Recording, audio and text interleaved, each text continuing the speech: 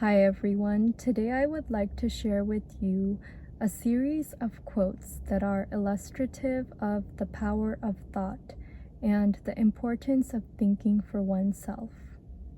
And this series of quotes comes from the end of chapter 17, titled More About Thought, from The Science of Being Great by Wallace D. Wattles.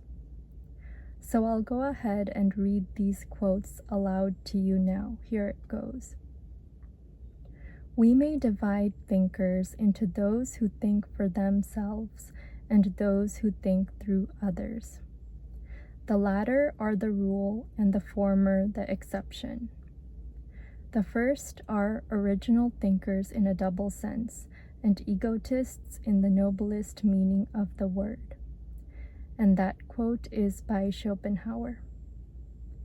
The key to every man is his thought. Sturdy and defiant though he look, he has a helm which he obeys, which is the idea after which all his facts are classified. He can only be reformed by showing him a new idea which commands his own. And that quote is by Emerson.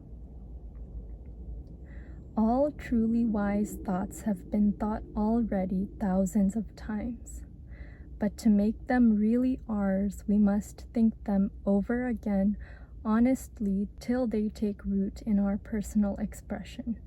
And that quote is by Goethe.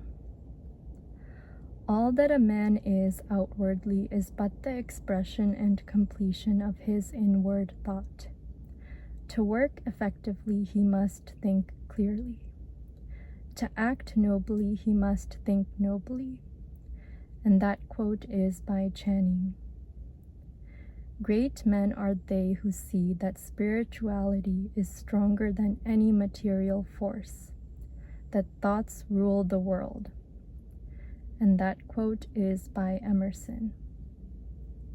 Some people study all their lives, and at their death they have learned everything except to think. And that quote is by Domergue. It is the habitual thought that frames itself into our life. It affects us even more than our intimate social relations do. Our confidential friends have not so much to do in shaping our lives as the thoughts have which we harbor. And that quote is by J.W. Teal. When God lets loose a great thinker on this planet, then all things are at risk. There is not a piece of science but its flank may be turned tomorrow, nor any literary reputation or the so-called eternal names of fame that may not be refused and condemned. And that quote is by Emerson. Think, think, think. Thank you so much for listening.